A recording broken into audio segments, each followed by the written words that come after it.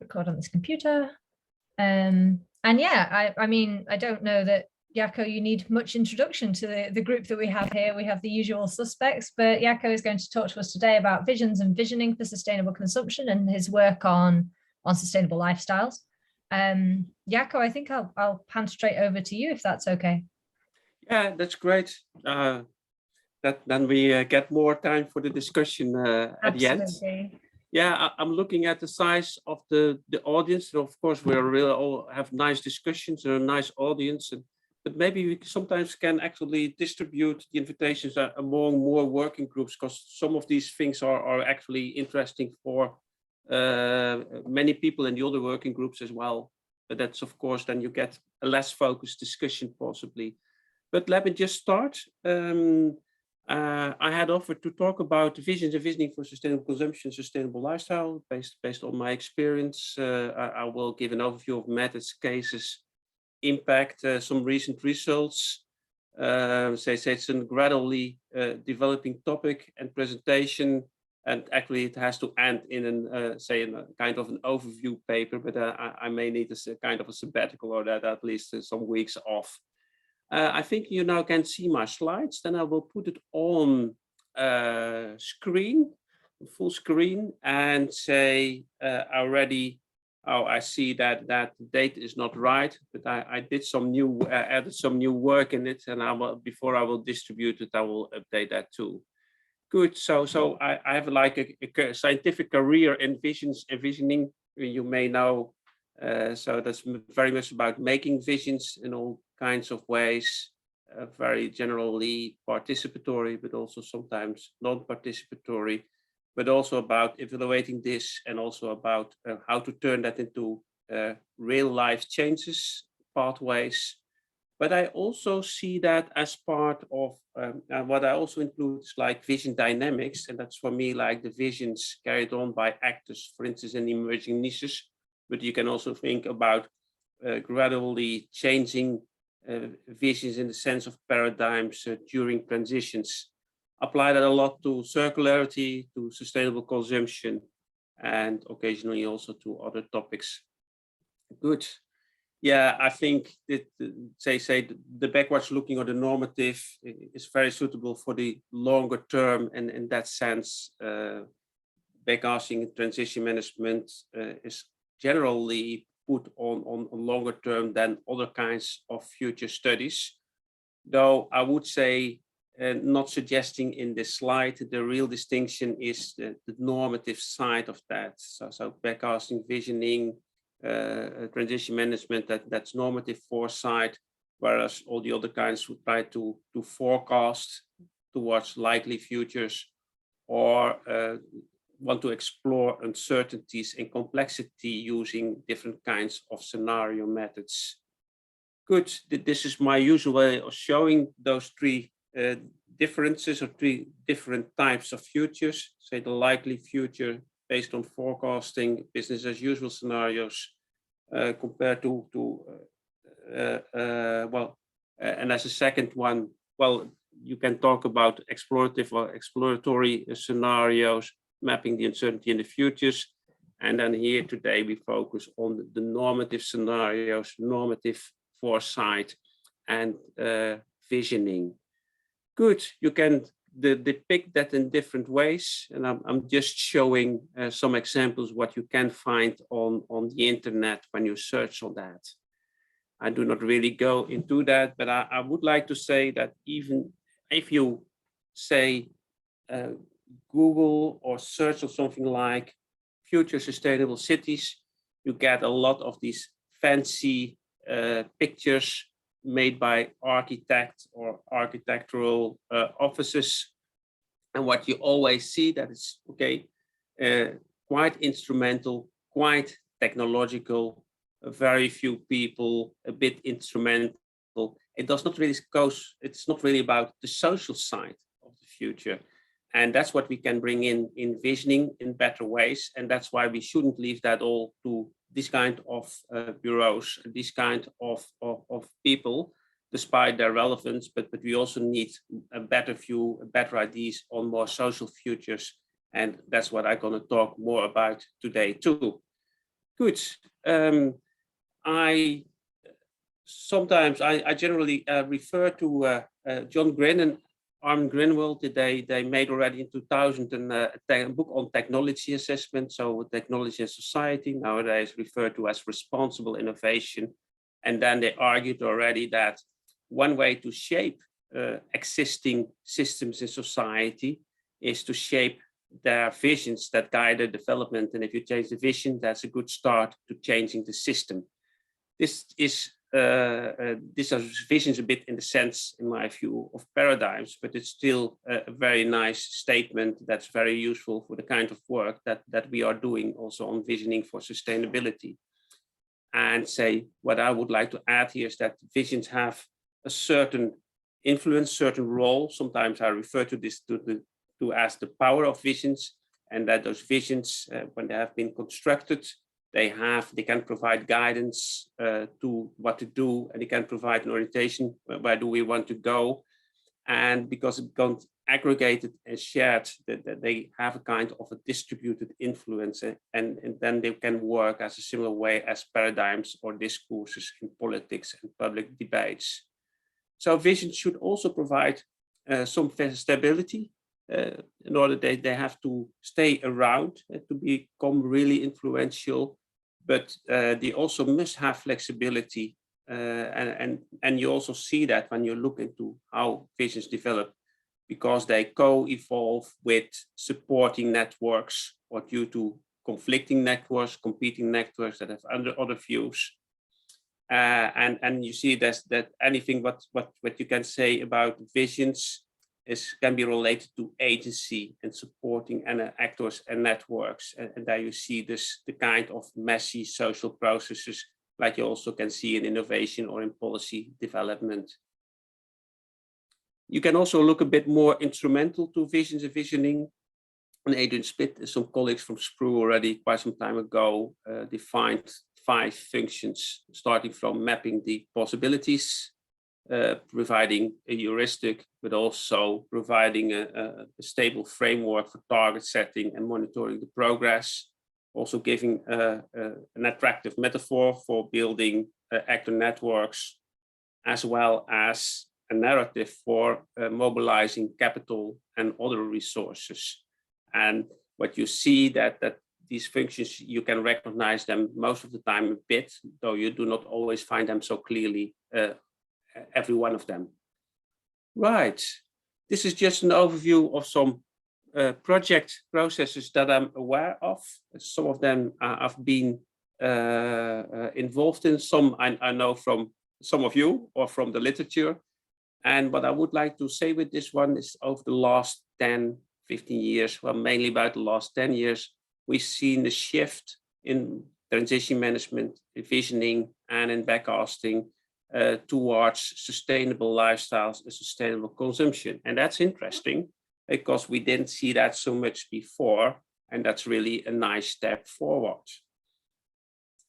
And what I also would like to refer to is the vision quality criteria that have been proposed by Arnhem Week and a colleague, and they talked then about different dimensions like construct quality, normative quality, and transformational quality, and they identified based on the literature criteria that can be used to evaluate visions. And what's really interesting, so you may know, or you probably know, that I'm from backcasting corner, and later we saw the visioning also coming from the transition management. That's more like the STS corner, or has a STS basis. The backcasting has more like a systems engineering history, I think. But this article shows the progress in say what I would call the visioning literature related to sustainability science. It started there with say visioning for alternatives of visioning in the Anthropocene, and there you see actually that visions and vision making can come from different disciplines, and it's really nice to see that, and also that it gets a bit mingled by now.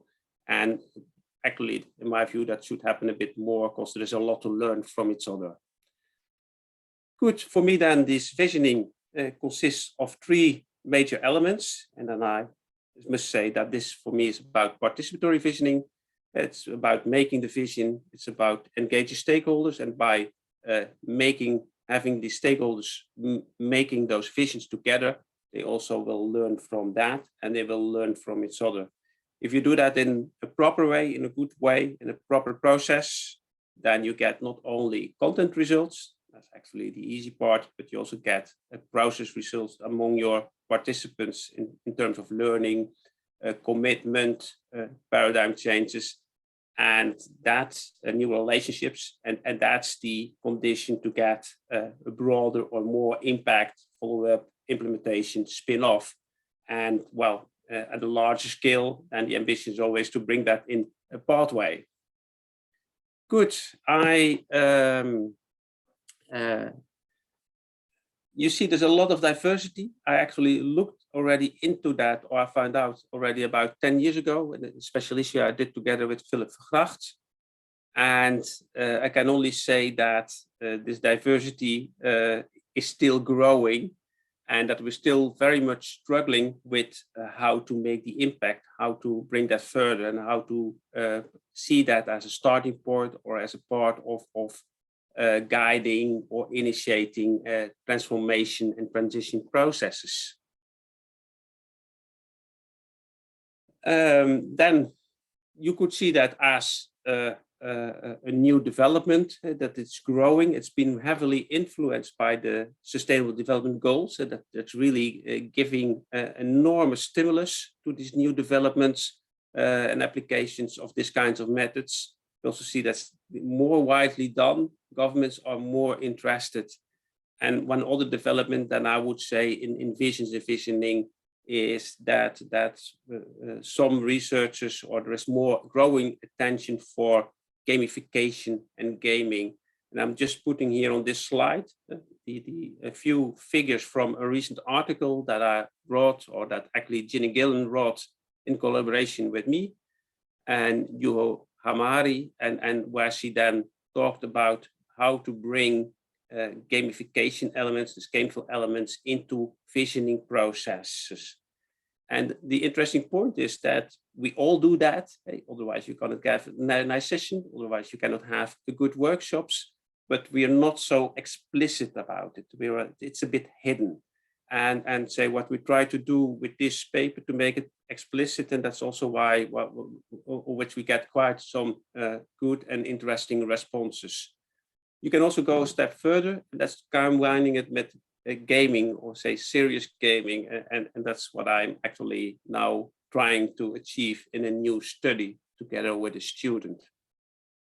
The other challenge that we are all aware of course, is that we have to do how to do this all online. And on the one hand, there are really nice tools like the Miro, the Mural, but on the other hand, to get a real learning process and a real good interaction processes, that's still very complicated. Some things that you can achieve in real life are not so easy to be achieved online. But of course, it's the best what we have in the current pandemic conditions. So we are really trying, and it's good to see that we have already so many possibilities. Good. So this was like a bit of my introduction overview, and I would like to say a few things about cases that I've been doing over the last decade. And for me, I would like to start is that, well, there's been some discussion, should you work towards one vision, or would you have a set of visions? And my conclusion after done this for quite some time is that multiple visions are better for diversity and dialogue, because then they learn from the visions and from the discussion. But a single vision is better for getting commitment and co-ownership among your stakeholders in your process. So there's a kind of a tension or a kind of a trade-off here. Sometimes you see combinations that is being started with multiple visions, and then they elaborate, or they could proceed with a single vision. And of course, I've also seen a lot of diversity in the participatory methods. And that brought me also to like, up to 9 different methods to making the visions as being the key part of any visioning framework for sustainability and sustainable consumption. And that is, well, the traditional creativity and clustering of that based on group brainstorming. You can also take a more problem structuring approach where you identify the real main issues and then brainstorm or develop visions that solve these issues. That's a bit more based on methods from policy analysis. You see that a lot in transition management. You see also guided discussions and combinations. That's what I've done, or we have done in the Glamours project on transitions to sustainable lifestyles. You sometimes see targets setting as a way to redefine or think about different configurations of systems. A bit related to that is morphological analysis. That's actually a design method, making changes in existing systems. You also see examples nowadays building on Q methodology. I've also applied that myself in a project on gas filters in the Netherlands. And sometimes you just simply see an idea that gradually grows up. What I've seen on meat alternatives in the Netherlands, you could also say that you can see that about hydrogen. Sometimes can be very helpful to make the scenarios yourself first and feed those in the workshop for discussion, and you can go a bit quicker, but then you're also quite guiding and steering it. And the newest development is like narratives and imaginaries. So maybe I now should ask how much time there is left. Of course, that will help me to think about what cases I will show. I have it now like... We've still definitely 10 minutes and you could go up to 15 if you wanted. Okay, good. Yeah, that's good to know. Thank you. Right, so brainstorming workshop, creativity and clustering. I just recently, last year, I did a couple of workshops at Holwerd at the Sea. Holwerd is a very small village in the north of the Netherlands, in the region we call Frisia. And say there is like this village close to the dike, to the ferry, to one of the islands. They're a bit, well, getting backwards, losing population. So they want to become an attractive and sustainable living area. For that, they started a couple of years ago the idea of the process around Holwerd at the Sea, which meant that they wanted to make a hole in the dike and bring the water back to the village and use the water for water management purposes, but also for recreation and tourism, and to use that also to, well, get new economic activities to provide a living to the local population. And it was very interesting. So we had this village, we had, they had a foundation that started for this particular one, but they wanted to broaden this up to sustainable living and sustainable area development, for which they invited me together with Els Leclerc to facilitate those workshops. And they had a good network, and there was a collaboration with the province. They wanted to use that to train their young policymakers, the young trainees that just started, to get a different kind of working, and more, well, to learn them to co-create these kind of things together with citizens and stakeholders, rather than doing it top-down in a traditional governmental way. Well, the workshop part, that was actually the easy part. I'm just showing, we had two visioning workshop and say pathway workshop. Got the usual good results, but there was not so much commitment to elaborate upon. And as we all know, is that you get momentum, you get good ideas, but you still have to do a lot of work to turn that into real good visions and find some commitment for them, or further commitment and support for them. The places were great. We were there in a local church, we were at a local neighborhood house. They had organized some well-known people from the region and from the province to support that also. So that part was all fine, but really to give it a follow-up, a spin-off, to get these civil servants really trained that they would be working in a co-creating way with local stakeholders. That was a part that was a difficult part. That's a pity, but it still has a potential. So there's also to train people at government to do it in different ways. What was interesting that this just shows what was done before, doing it online using Miro. And the interesting thing is that you can have already seen in the pictures that the moments that we could do that last year, that were exactly the moments that we were not in lockdown in the Netherlands. So that were about the exceptions that we could meet and do such a thing. And everyone was just very glad that such events were happening again. You will all know that's the kind of results that you get when you work with sheets. And what's then interesting is that the question is always, how much influence do you give to your participants? And all of us are, most of us will be familiar with the ladder of participation, getting back to Einstein, the late 1960s. But I would also like to mention that what we worked with for these workshops is because of the purpose of the region, that they also talked about the ladder of government participation, which has been developed in a rather recent article in environmental policy and governance, and that is said there are this. It's not only about participating in the governance, but the government should also participate, and then they can also have different roles and different styles.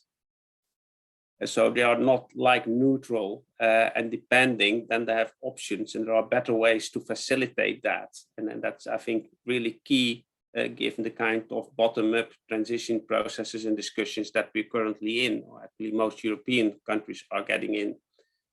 Good. This is an example from a neighborhood in Rotterdam. It was deprived. It's on the south bank. Not so wealthy, some social issues. And we used that as a test case in a project together with the Drift Institute, where we actually integrated the visioning from the backcasting transition management in something that we called the community arena methodology. And we applied that locally. And there you can see some steps and phases and methods that probably will be familiar with you. And it was really nice to do that also one time with citizens. And I also see that you came quite far with the active citizens that came to the meetings, that were rather small, say, front runner group, I would call that.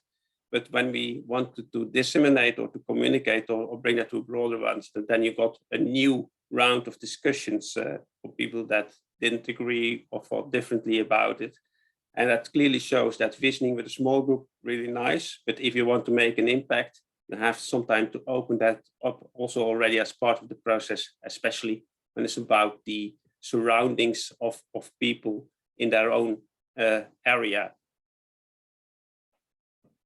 So I think I don't say so much about the results we got. I can only say is that those people were more concerned about the social issues and solving, increasing the community sense, rather than solving the sustainability issues for the longer term. They were more concerned about the short-term issues and getting a better or a decent life in their surroundings. And they, well, postponed a bit the sustainable part, which is very understandable and should be realized in any transition to sustainability process. Next example is from the Transitions to Sustainable Lifestyle project, where we also did workshops on the future of, well, visions for sustainable lifestyle and a green economy. And it was really nice to combine that. What we did there in 2 workshops is that we steer them a bit, that we wouldn't only get green economy visions, what you usually get solving the environmental issues with innovation, but that we also wanted to have a greater diversity, that we would get more sufficiency thinking, sufficiency and degrowth ideas in that. So we deliberately steered the group of people at the workshops that we wanted to have those 2 kinds of visions, and we explicitly asked them to join one of these 2 groups or ideas, and that worked pretty well. So this then gives like the more detailed script, what happened on those 2 workshop days. But I'd rather go to the outcome of that, and that indeed we got like a green growth vision, so with innovative and active citizens, so with more participation and awareness. We also got a vision on sufficiency in local communities, and we got even a third and intermediate one that was more focused on the individual. We did not only do that in the Netherlands, but we did that in 7 European countries as part of a large European project. And then we were very well able to cluster that. And of course, the sufficiency versus green growth, that's what had been, say, guided by us as the process organizers. But we also saw a clear distinction between urban and rural visions. And that was really coming out of the workshops, of the results, partly influenced by whether it had taken place more in an urban or in a rural environment, but still it enabled us to get a broader picture. And that was very helpful to get actions. So this slide actually summarizes different kinds of changes that could be found in the urban sufficiency visions, and that were then used and fed into pathway development. Very briefly, I sometimes work with a morphological analysis, but then it's more like an individual design method done by an expert or by a research. But what I would like to mention is that it's not only possible to do that yourself, but you can also do that in an interactive way. So in a workshop where you together define the main parameters, the main dimensions of the vision, and about what are the alternatives for a certain part of your system. Very briefly then about Q methodology, which is based on interviewing people, asking them statements and asking their preferences. And if you do that in a good way, then you get visions related to actor value frameworks. And we apply that to gas futures, not yet to something related to sustainable consumption or sustainable lifestyles, but it might be nice to do that as well. We did that as part of a larger project. So the Q methodology was used to develop perspectives, visions. You usually get a bit more, up to 5, 6. Well, normally in workshops you get 2 to 3. That's in a sense interesting. We brought that in a stakeholder dialogue to discuss them and to evaluate them and to confront different visions with each other. And that's something really interesting in, say based on what I tell here and what I've learned, is that there are visions around. It's the way, also sometimes the way getting a better vision, but also reconcile different visions from different actor groups. And one good way would be that say, don't leave only the government vision making to the government or the government-led processes, but in parallel also develop bottom-up visions developed by citizen initiative and find a process to align or to put them together in a dialogue, because that will be a nice way forward to get more inclusive and more bottom-up elements in visioning when it comes to large-scale transitions, I think. Q methodology in the statements looks a bit like this. Everyone is asked to put those where you agree most with on the left and where you disagree most with on the right. And then say it must become a pyramid. So that means that most of the statements are in the middle. And then you can use some statistical analysis to, when you have a larger sample, you can use statistical analysis to find relationships between the statements. For this gas future, we had, this were actually the visions that we got. Some were really building on gas or on renewables or on adaptivity in the sector, but also there was a kind of a degrowth scenario, gas in times of austerity, but also that all the energy sources would be needed. I think this is nearly towards my end. I would just like to mention that there's now a growing literature on imaginaries, socio-technical imaginaries. Of course, I started with Sheila Yazanov, and she used that to evaluate, as a framework to evaluate past developments.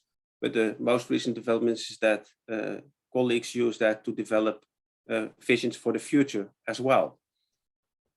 Or you could say they develop slightly, they apply different methods, but they use the same term.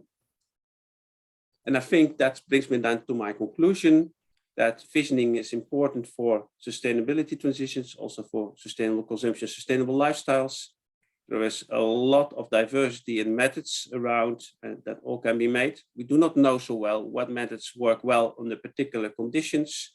And for that, we need more comparative evaluation of all the past efforts, especially in participatory settings.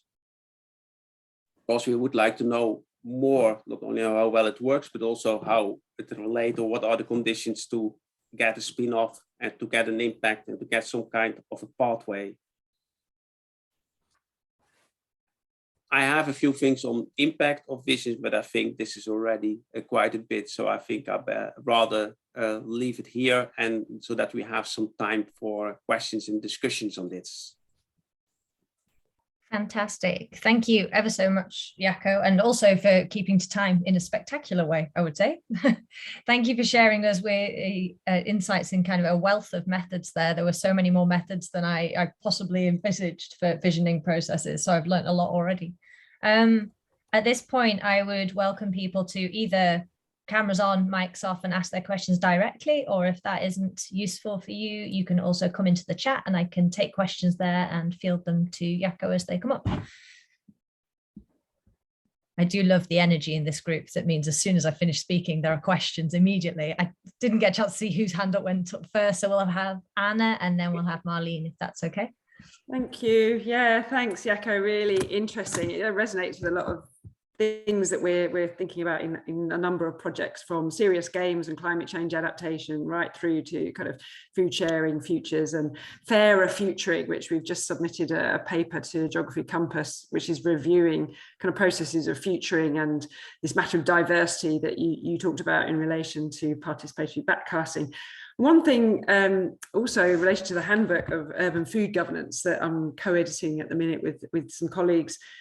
I had the futures section in the handbook to manage, and we have like 5 papers that were approaching this. And what really struck me, and also struck me in your talk, was that I totally get the desire to push more on the social side in terms of visioning. But what we also found, and what struck us, was that, you know, there's very little critical evaluation of governance in visions.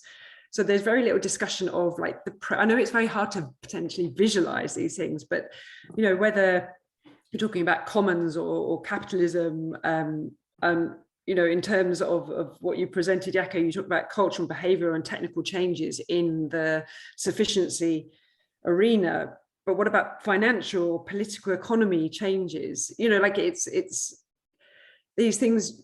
In my experience and in the review of the work in food in particular visions, you know, rarely are these matters of governance, policy, finance really grappled with. It's almost like we assume that everything kind of continues as is. I'd just be interested in your thoughts on that kind of point. Yeah, that's nice to mention. Say in my teaching to students, and I compare, say, transition management and backcasting, what they have a lot of similarities to, a few differences, and then I always say, yeah, they both neglect the economic and the financial aspects. Well, that is so important when you really want to put it into practice, because then you talk about investments, you talk about how to finance, and that's what the energy, the climate action, and the energy transition debate is about. And who will pay for it in the end? So we've seen a starting point that there was especially about just raising the alternatives, and we do that already for a long time. It was Amory Lovins and John Robinson that started with that, and well, that was the late 1970s, that was the early 1980s, and then but the aim was to show the feasibility of an alternative future to start with, and then it didn't. So and now actually we have progressed, at least. We're still working on the same pathways, but we have progressed that we're much better aware of that, and that countries are really working on that, and also how to organize that, and also a lot of research is being done on that. And I think that's a governance you can approach here in two ways. I would say one is you can bring it as part of the vision, but it's more often as part of the pathway, how to get it done. And that reminds me of that what we had these gas futures, and then the discussion we had when we were in the end we had that, and then we realized is that we didn't talk about how to govern the energy system. And there is like the major choice between will it be state-owned utility or will it be market liberalization, like we have much more now. And that makes a big difference in what happens and how it works. So that is important. And what I do see, I have more colleagues that are more a bit on the system side. I do see that those issues get now on the energy transition in other kinds of literatures when they really talk about changing the physical system, but that's more on the research side than on the early visioning side. The second thing with the governance is, of course, how do you bring that in your pathway? And I didn't talk so much about that, and then you get the narratives and nice and attractive, but they are really difficult to get done. And say, I didn't talk about it, but for this degrowth, like efficiency vision in the Glamours project, we didn't do that in the workshop, but we did do that in our when writing it down. What would be a logical way how that could happen in a, say, decentralized, well, nearly anarchist society? How can you get that done? And that's yeah, you will come across that when you really want to make change or want to have an impact. And I would say that we don't do it, we should do it, but you see it happening right now in the implementation. And but that's a separate in science, a bit a separate, slightly separate literature. No, that's great. Yeah, I think you're right. I mean, in a sense, the degrowth sufficiency has within it, embedded assumptions about, in the way that the standard kind of capitalist narrative does. So in a sense, it's there, but it's interesting how it's not really often articulated explicitly in these kinds of exercises. But yeah, I see you're on the case. That's great. And we were talking about feminist political ecology, feminist political economy, diverse economies, and like how do you propose alternative economic systems within particularly a visualized future? It's just a very big challenge, but thanks for your answer. Yeah. Say, there is now this Pathways for Sustainable Lifestyles project with Detlef van Vuren and say with quite a few others that we know. And there they try to put it into models, and then they need like rationals for the changes in the models. And there you see that they become a bit more explicit in it. I haven't done so much, but it's interesting and relevant stuff. Wow. Should we hand over to Marlene, and then we have Morikane? I'm not sure how to say your name, but I can see your hand keeps popping up. If you do want to come in next, that would be fab. And then we'll go over to Helen. I actually wanted to jump on the last question, and then I'll ask my question. But, it's interesting. We also have this project right now on imagining sustainable futures, and we're trying to bring in the sufficiency and degrowth, let's say, perspectives into how these futures are presented. And we're actually purposefully setting aside the idea of how much it might cost. And we're asking people instead to consider trade-offs between energy savings and well-being. And we're being very explicit about this. And we're saying, we know that everyone's going on about the, the economic cost of the transition and, the technological advances that it may or may not bring, and all those debates, technology, economy, we're putting to the side. We want to talk about the good life. And there isn't a lot in public discourse around the good life in relation to these future visions. Will we feel safe? Will we feel protected? Will we, feel like we're participating in society? And so I don't know if it's a way of being too blindsided, but that's one approach we're taking with our project, is just being very explicit about it's well-being and energy that we're most interested in. But now I'll get to my question. Jaco, first of all, thanks for that brilliant, summary of what you've been working on. And we really do see you as quite an expert. You are one of the really worldwide, I would say, experts in this domain of visioning and backcasting in relation to sustainability. I was curious about the participatory aspect of visioning. This is something that we're grappling with right now. A lot of this work is supposed to be, to some extent, participative, but more often than not, it's more consultative than it is truly engaging participants. So most of the time we present we're consulting with people, and in those moments, there is sort of an injection of scientific expertise. So the climate crisis is about this, or, and I'm having a hard time balancing the need to bring in scientific perspectives and approaches to understanding the problem, and my desire to engage in more participatory approaches. And I was wondering, how do you tackle that, especially when it comes to sustainability, where so many visions of change are centered around individual behavioral change? So you do need to sort of tackle this, the normative understanding of how change should come about, but how do you do that without imposing the scientific research approach? Yeah, well, these are actually touching on many good points. Indeed, that say bringing the finance or the economics in may also constrain what you do. So sometimes it's better to leave it out. But say the finance can also be about what is the finance needed to bring it about. So as a condition rather than as an evaluation or a constraint. And I also liked what you said about doing that with eco-villages, I think you said. Say what you get in your visions, of course, depends on who you invite to your meetings. So your sample of participants determines very much your results. And I did say for the early phase, I did some workshops on sustainable food consumption. And then I brought in some people from the Restaurant Association, or the National Restaurant Association. And that meant that we also brought it in, otherwise we wouldn't have got that. And that also get on what is really nice about, I think this kind of visioning and bringing broader visions into the public debate requires that we open up the policy process for that much better than we currently do. So we do know that policy processes tend to close up or close down as soon as possible. They say driven by the interest of the more powerful stakeholders in that. But what you actually would like to get is more an opening up and a broadening of the debate beyond the usually, say, ideologically colored discussions in the parliament, I think, in order to enrich this discussion in the public debate and in the parliament.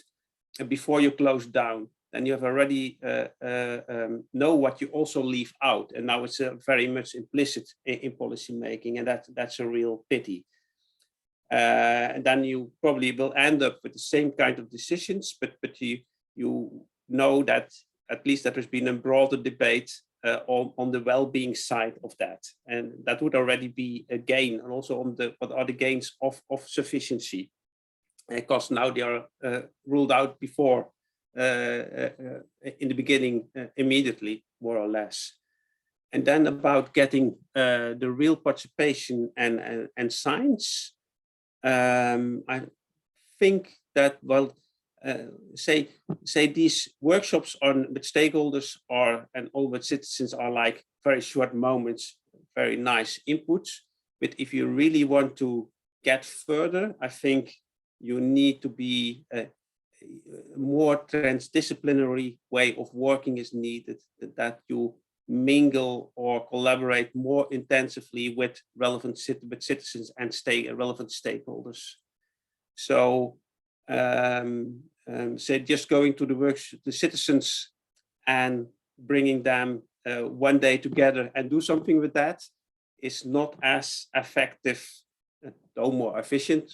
It's not as effective as say, working together in a living lab situation where there's much more than only the workshop meetings. And you also see that with stakeholders. Say, I started with this in the 1990s, and then we did that with greening research agendas in the Netherlands. And why did that work so well? Because the work, it was partly done by those research stakeholders. So they did the work, they asked the questions, they provided the answers to that, and they saw new opportunities. So if that only were workshops, that would have been one thing, but it worked better because they were made part of, in a more intense way, part of the process. And I think, well, I would be interested to hear what the views of others are and what their experiences are. So it would be great if there would be some time for that as well. And what your own ideas on this? I think you're right, though, that the living lab approach implies a bit more time than the one focus group, a bit more engagement. And so that you do need time to have a relationship of trust and to have a more participatory position. Thank you. Really interesting. And there's one pitfall here, because we see governments and municipalities doing living labs. And then it's like, sometimes they work really well. Sometimes it's just like, they say that they give a co-creation voice to the citizens, but they're still pursuing their own top-down agendas, and they use it as a means to get quicker and more acceptance for the things they want to change. So not every living lab is of the same, say, participatory quality and of the same influence for the participating citizens. Okay, so maybe we should go to Morike next.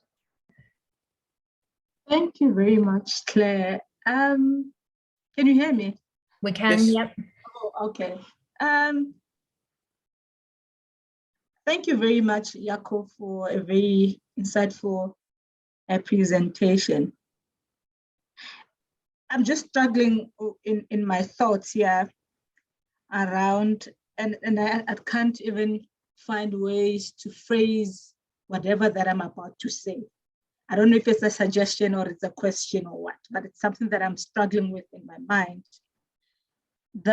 You spoke about the power of visions, and you spoke about participatory vision. And I think Marlene touched on the idea on how do you make it participatory.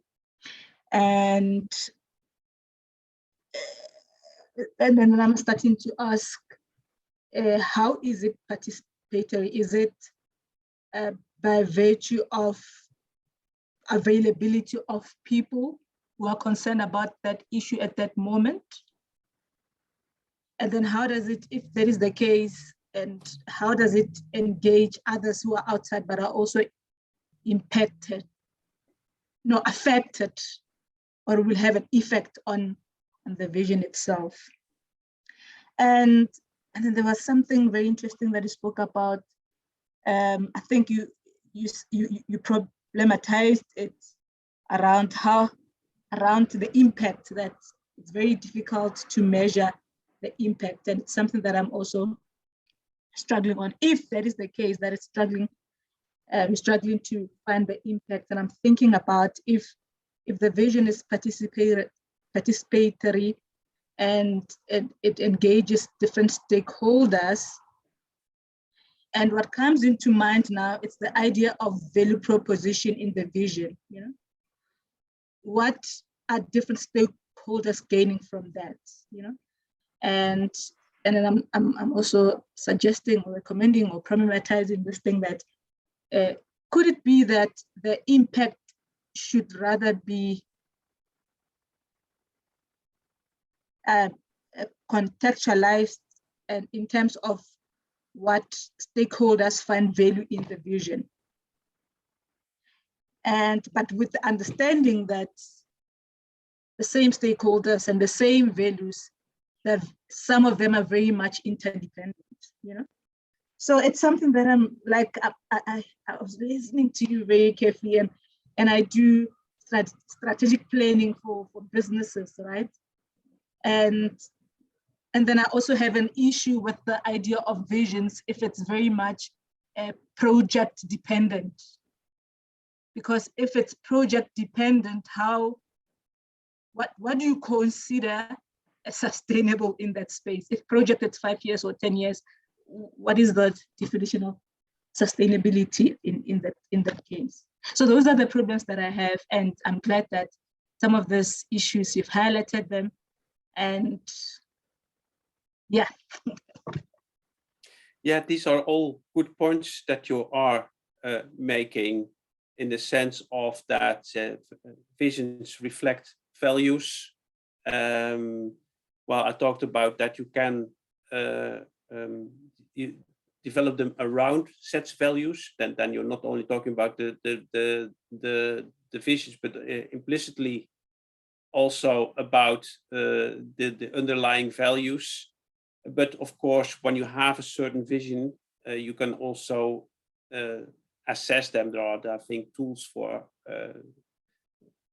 to how they relate to the values and the interests of the stakeholders, and that can be helpful to find ways to team up or to ally to make an impact. And of course, there's always the idea that these visioning processes are also learning processes, not only for strategic, but learning in the sense of getting new insights, possibly leading to paradigm changes. And you see that if you want to bring that further, that there must be a connection to their contexts. It works like a snowballing way, that it diffuses gradually into a larger group or a larger network. That's an important mechanism that is needed. What you will also see happening in, say, policy discussions or in policy arenas, I think. Thank you. And then if I could invite Helen to ask that question. Thanks, Claire, and thank you, Jaco, for a really, really interesting and insightful presentation. I was just wondering, you kind of mentioned that co-creating with stakeholders was quite difficult throughout your projects. And I just wondered what kind of emphasis, if any, you placed on having cross-sector sort of stakeholders or even fringe stakeholders, but also if you found any way to get around those challenges. And say, what do you mean with fringe stakeholders? So sort of people who are kind of not within a particular organization, or maybe not someone. Okay, yeah. Well, let me say that there is, of course, at least two types, or quite a difference whether you work with stakeholders, say professionals that represent their organization and their interest, or whether you work with citizens. Because that's, say, of course, with professional stakeholders or professionals from stakeholders, they also bring in their values and their preferences, and also you need personal relationships, but they are a bit, they have a slightly higher rationality, I would call that, than when it's fully individual with citizens. They also have often a bit more knowledge on the topic. They have a clear idea about what their interest is. So while say that's say more blurred when you get to when you work with real citizens.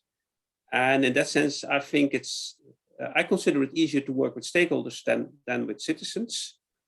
But it's also interesting and important, and when you can work with local communities or local initiatives, there you see that it can also be really inspiring and really bring good ideas. But there you see that they are even if they are part of an organization or a local initiative, they tend to be a bit more marginalized or further away from where the real decisions are to the core of the power.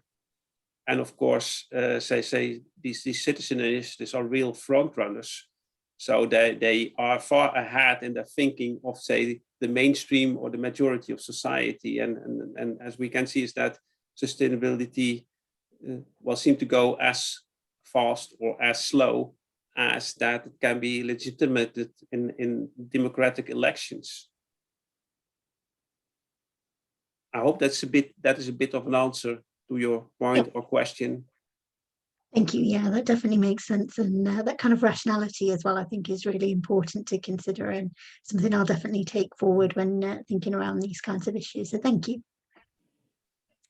I actually had a very similar question to this. So if I might squeeze a bit of chair's privilege in here. So this is a personal reflection on a project I ran a while ago where we were looking at alternative futures. We were trying to understand the role of things like insect proteins, novel like businesses for sharing food waste and things like that. So these sorts of like innovative, for want of a better word to say it, models for organizing production and consumption systems.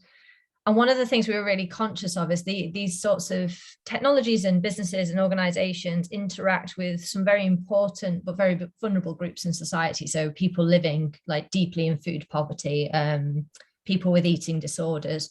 There's lots of special interest kind of consumer groups, I guess, but that potentially you could expose to a huge amount of distress by bringing them into a conversation if you aren't able to give them time and audience and a true voice in it. So we were really struggling to work out how you would bring the voices of these different people into the session. And it struck me that I guess there's a wider, like, I've not seen projects that do a good job of combining both citizens and stakeholders, but then particularly do a good job of combining like special interest citizen groups or sensitive groups and stakeholders from industry and policy, where it's, you know, it's their work, it's their business, it's not their personal experience to engage in these conversations. And I wondered, you know, if you have any experience to share there, or if anyone has any ideas on how you effectively combine those sorts of groups of people in one exercise.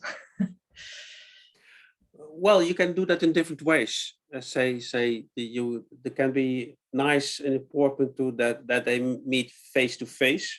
But of course, people in poverty situations, it's more difficult to engage them because they have to care or give priority to their livelihoods. So it is difficult, but still possible. But yeah, well, I also tend to think a bit that, finding solutions or giving them the real issue would be for me is that there is at a higher level of society an issue that there are wrong visions that kind of poverties can exist, because there are partly, or to a large extent, also the outcome of political decision making. And we've seen that we make visions for systems, but as a bit of a system level, we also need visions for changing the economic logic, and we need to move away from a market orientation and a neoliberalism in economics, so that we get more attention for the well-being of all people in society. And when we see that some serious side effects from decades of market-oriented and neoliberal politics, in my view. And sometimes the right things are not connected. So if you organize your society in a different way, then you do not need to have that kind of poverties that we see nowadays. Well, no part of the world, we're wealthier than ever, but within our countries, the poverty is growing. That's something I'm very much against it. You also see it in Europe. We have an immigration issue, but it's very badly dealt with. But the underlying is that there's a kind of a neo-colonial thinking in Europe that takes advantage of the countries in Africa that they don't have a fair chance to develop themselves and provide a decent livelihood locally.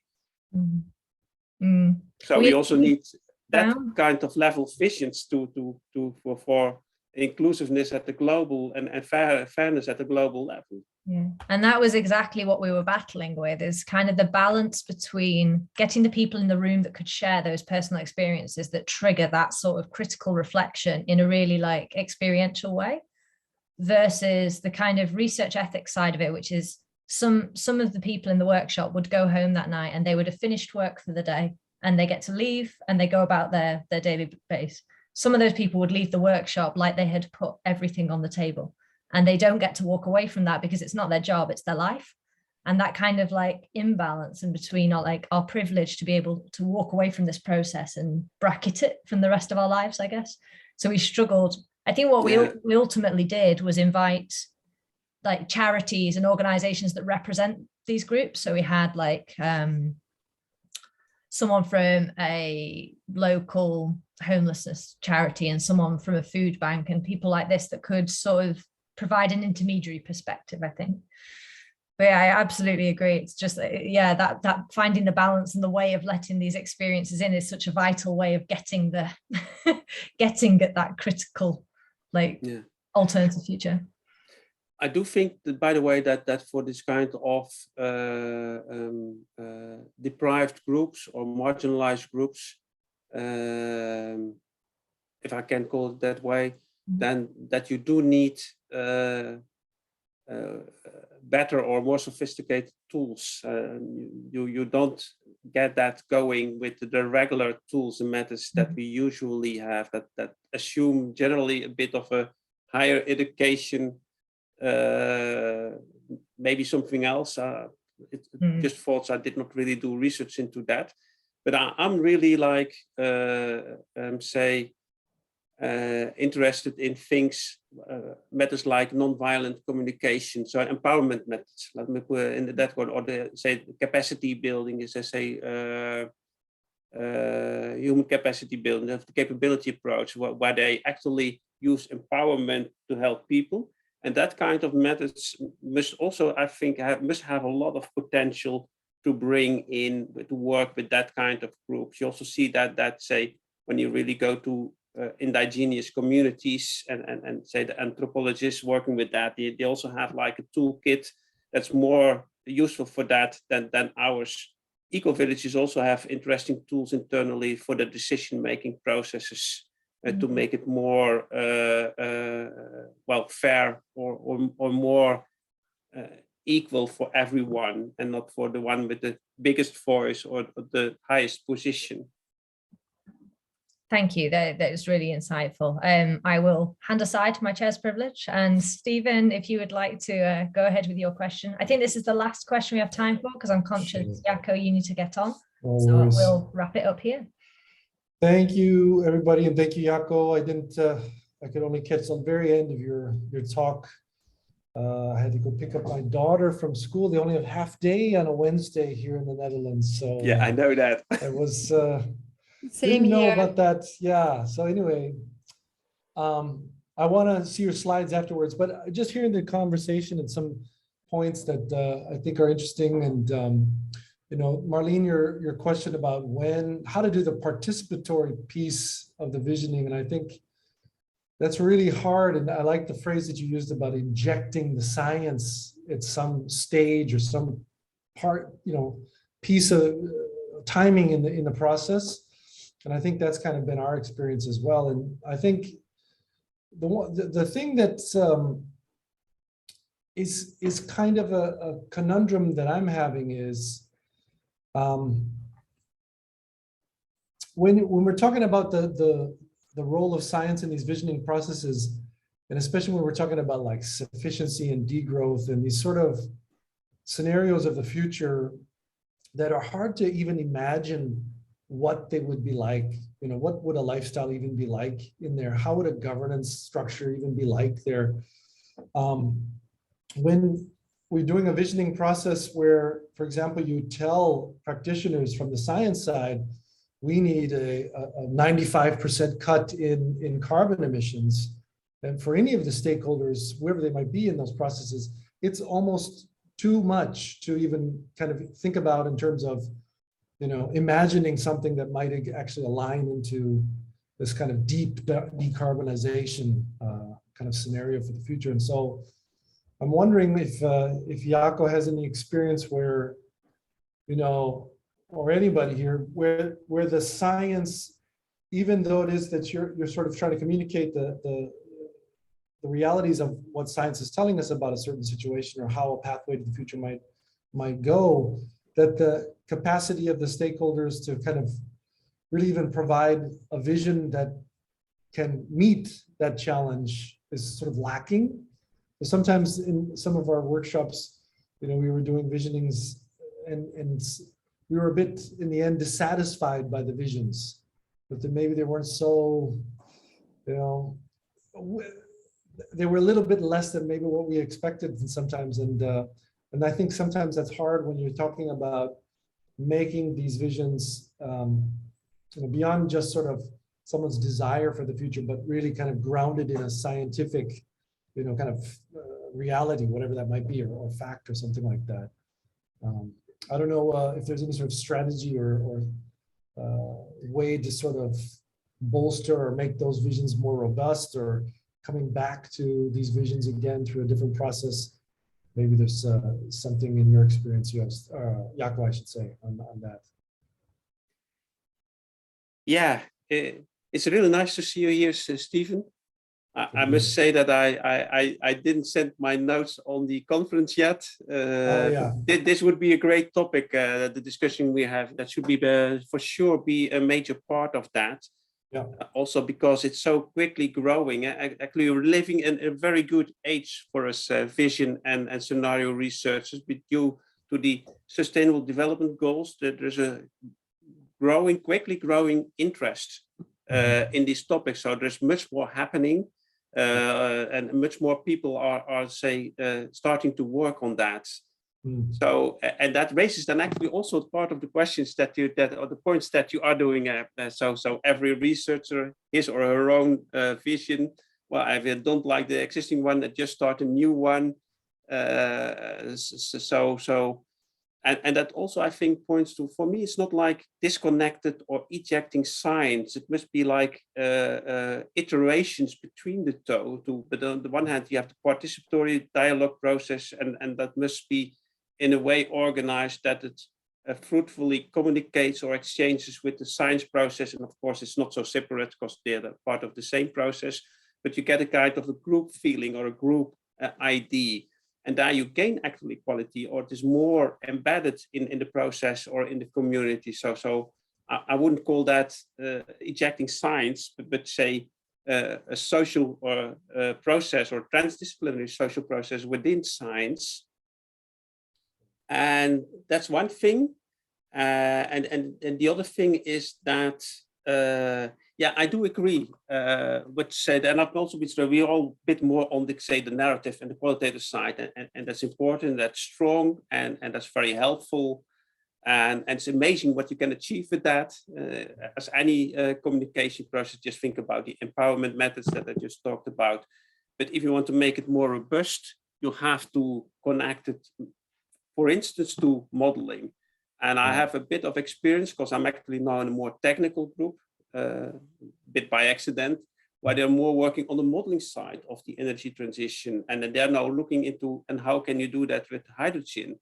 And then not so much interested in the creativity or in the, narrative side. There should be more. So together we would come back further. But anything that happens in their models over time must be legitimated. They must be supported by a meaningful statement, so that it is feasible. And then it gets more substance, and then it gets more body.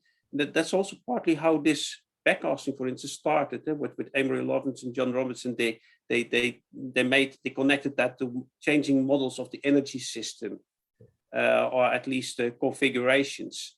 And there we see that with the rise of computers, that the modeling has developed a lot, that you can now do that much better. Also, and the models can you also again then use for the gaming if you want to do something on capacity building. But the complication is with the modeling side is that they are not, say, ambitious enough. So they don't have models for the degrowth society yet. I asked once to an economist in the Glamours project, so why don't we do, he said, well, the sufficient scenarios, they will come badly out of our economic assessments. And I said, why is that? Yeah, because people work less, so that they earn less. It's all like the relationships in the model. And I simply asked him, so why shouldn't we use an economic model from an eco-village that we scale up to the national level? Then you get something else, maybe. Yeah. And he said, well, yeah, we don't have that kind of models. So if you want to do that, then we need first a 10-year program to build such a model for a country. Interesting. And say that and we also need that for the circular economy, that gets a bit together. That's not fully influenced or put in the corner of the sufficiency. You can do, but we don't do that. But there you can bring that in also because the power positions in the value chain will change a lot in the circular economy if the supplier remains the owner or become all servicing and that kind of things. So there's a bit like a stepping stone or an in-between to possibly make that happen. But let's say on my list is to get a better connection to modelers and look how we can bring that to better, make their models better or more narrative. So that we get closer to the good ancestor views. And there's still a lot to do, I think. Great. Yeah, I agree completely. Yeah. Good. And that requires then the interdisciplinary work in addition to the transdisciplinary work. And actually, I have colleagues that occasionally work with say, a participatory modeling, they call that, and then they make participatory agent-based modeling, and then we find combinations. But the discussion we have there is that the models are evolutionary, so they are not like they must evolve from the starting point. So they do not necessarily get out at the desirable endpoint, and that's where something where we would have to work on. Interesting. Well, that's really interesting to combine it with modeling like that. Yeah, I think. Be a lot of fun. It's just, I was struck by a conversation in the Scorai mailing list over the weekend. Bill Reese was talking about his sort of experience with the Energy Journal and a paper he had written about energy and about energy transition kind of stuff, and essentially was, you know, in the end, basically saying, you know, this massive decarbonization that's required. The technologies that are able to even kind of bring us to that point, we don't really even kind of know. And it's going to be a lot more human labor or animal labor and these kinds of things. And that stuff, you know, is not in any model, I don't think, that is out there anymore today. But we just sort of have a difficult time, I think, envisioning what this deep decarbonization or degrowth model would even be like. So yeah, there's still a lot of work to be done on that for sure. This is such a fascinating conversation. I am devastated to cut it short because this is totally my my geek subject on whether models that we have are capable of accommodating the research that we do. But I am very conscious that Jaco, you need to prepare for your next seminar, and aware that everybody probably needs a moment's break between this and the next commitment. So I am conscious we should make sure we stop in good time. I guess at this point it's worth closing, but Stephen, since I've got you, it would be great if we could talk about the time for the next session. Sure. If that's all right, but I'm happy for the people want to make their exit at this stage, that's also fine. I will be very shortly in touch about where to access the recordings for this seminar and also where to find the details for our next one. With a big thank you to Jaco. This has been a fantastic conversation and lovely to see so many faces as ever. It's been a fantastic discussion. Yeah, well, thank you all so much for this discussion. I really enjoyed it. So the questions that trigger and bring us further. I think Stephen will present on his visioning work in the food in Japan next time, isn't it? Yeah. Yeah, that's going to be a great one too. I think. Looking forward to that one. Looking forward to it. Yeah, perfect. And having said that, I'll take also the opportunity to step out because then I can go to the bathroom before I move to my next one that will be about circular business parks, by the way. Thank you so much, Jaco. Thank you. It was really great. Thanks, everybody. Thank you. Bye, everyone. Yeah, so Stephen. I guess we can stop the recording. Oh, yeah. Thank you. Well reminded. Great.